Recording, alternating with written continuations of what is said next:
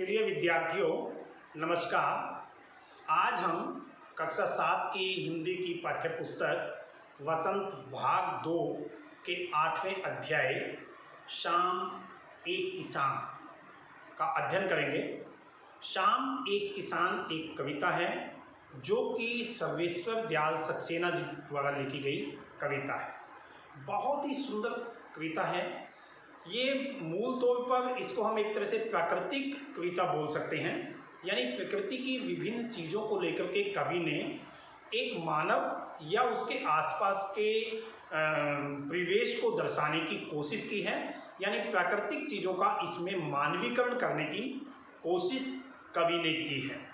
कवि ने क्या दिखाया है इस कविता में कि सामने पहाड़ है, आकाश है, नदी बह रही है, पलाश के जंगल हैं, सूरज डूबने वाला है, अंधेरा होने वाला है, मोर बोलता है, ये सब प्राकृतिक चीज़ें हैं।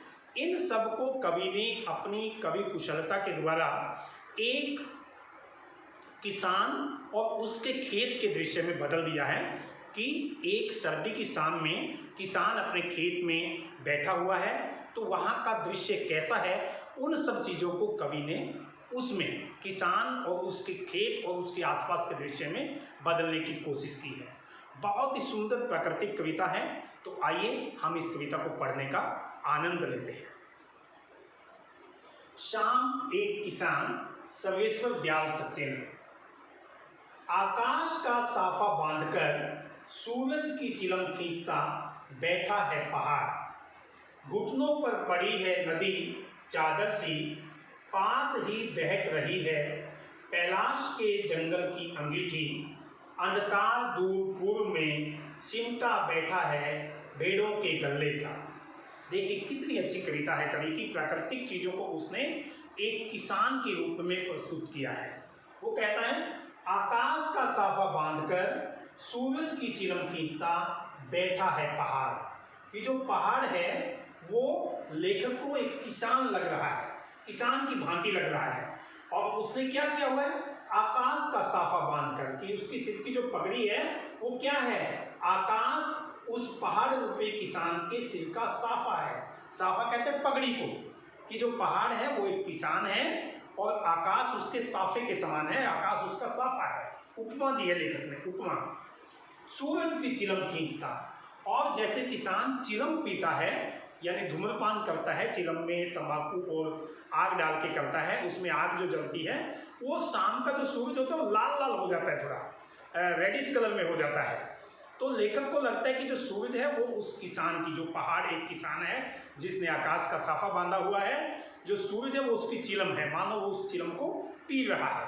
चिलम के पीने से धुआं निकलता है तो शाम के समय थोड़ा कोहरा या धुंध छा जाती है, तो कवि को ऐसा लगता है। घुटनों पर पड़ी है नदी चादर सी, कि जो पहाड़ के नीचे नदी बह रही है वो कवि को लगता है कि मानो वो पहाड़ रूपी किसान के घुटनों पर पड़ी हुई चादर हो, जैसे किसान ने अपने घुटनों पर चादर ओढ़ रखी हो। पास ही दहक रही है पलाश के जंगल की अंगीठी। उसके नज़दीक पलाश का जंगल है। पलाश एक पेड़ का नाम होता है जिसके ऊपर लाल लाल फूल खिलते हैं, कि नज़दीक में लाल लाल फूलों का एक जंगल है। तो लेखक को लगता है कि वो जो पलाश का जंगल है वो अंगीठी है, अंगीठी में पास ही दहक रही है और उसमें आग दहक रही है। दहकना मतलब तो जलना, कि जैसे अंगीठी में लाल लाल आग जलती है, तो लेखक को लगता है कि पलाश के जो जंगल है वो उस पहाड़ रूपी किसान की एक अंगीठी है जिसमें आग जल रही है, उसके लाल फूल उसको आग के समान दिखाई देते हैं। अंधकार दूर पूर्व में सिमटा बैठा है भेड़ों के गल्ले सा। वो कहते हैं कि जो पूर्व दिशा है, ईस्ट दिशा है, उसमें अंधेरा छा गया है क्योंकि अभी सूरज पश्चिम में छिपने वाला है। ये सर्दी की एक शाम का दृश्य है जिसमें सूर्य अस्त होने वाला है। तो पूर्व में दूर अंधेरा छा गया है। सिमटा बैठा है भेड़ों के गल्ले सा।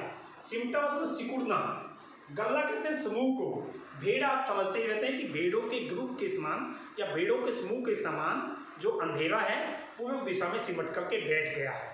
जैसे भेड़ें रात में सिमट करके एक दूसरे से जुड़ करके बैठ जाती हैं, तो कवि को लगता है कि जो अंधेरा है वो भेड़ है। अब वो जैसे पूर्व में अंधेरा छाया, उसको लगा कि भी रात के समय भेड़ें इकट्ठी होकर के सिमट करके बैठ गई हैं।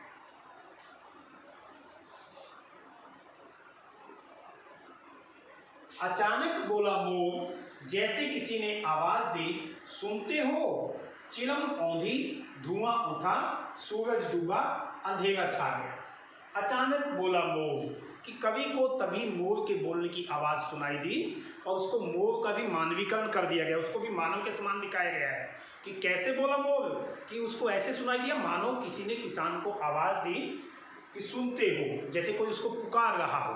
मोर के बोलने की आवाज़ लगी कि मानो वो किसान, पहाड़ रूपी किसान को कोई पुकार रहा है, सुनते हो कहकर। और उससे जो वहाँ का प्राकृतिक दृश्य था उस आवाज़ से वो सारा बदल गया। कैसे बदल गया? चिलम औंधी, औंधी मतलब होता है उल्टी, कि जो चिलम थी वो उल्टी कर दी गई है किसान ने, यानी उसने धूम्रपान अपना कर दिया है, चिलम पी ली है और उसको चिलम को भी उल्टा कर दिया है, औंधा करके रख दिया। कहने का मतलब है कि सूर्यास्त हो गया है, सूर्य डूब गया है। जो उसकी चिलम लाल लाल सूर्य की दिखाई दे रही थी, अभी सूर्यास्त हो गया है, तो कवि को लगा कि उसने अपनी चिलम को उल्टा करके रख दिया है। धुआं उठा, कि चिलम के उल्टा करके रखने से थोड़ा सा धुआं बाहर निकला। धुआं कवि को कैसे लगा? क्योंकि सर्दियों की शाम में कोहरा या धुंध छा जाती है, तो कवि को लगा कि मानो वो पहाड़ रूपी किसान के चिलम उल्टा करके रखने से धुआं उठा है। सूरज डूबा, अंधेरा छा गया, कि जैसे ही सूर्य डूबा यानी सूर्य अस्त हुआ तो चारों और अंधेरा छा गया है। यानी वो प्राकृतिक दृश्य है जिसमें कवि को पहाड़ एक किसान के समान दिखाई देता था, साफा आकाश जो है वो उसकी साफा या पगड़ी के समान दिखाई दे रहा था, बहती हुई जो नदी है वो उसके घुटनों पर ढकी हुई चादर दिखाई दे रही थी, और जो डूबता हुआ सूरज था वो उसकी चिलम उसको दिखाई दे रही थी।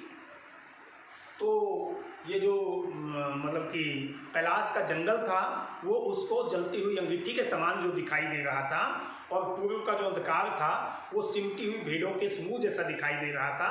वो सब अब सूरज के डूबने से गायब हो गया, यानी पूरे प्राकृतिक दृश्य जो हैं वो गायब हो गए और चारों तरफ अंधकार छा गया।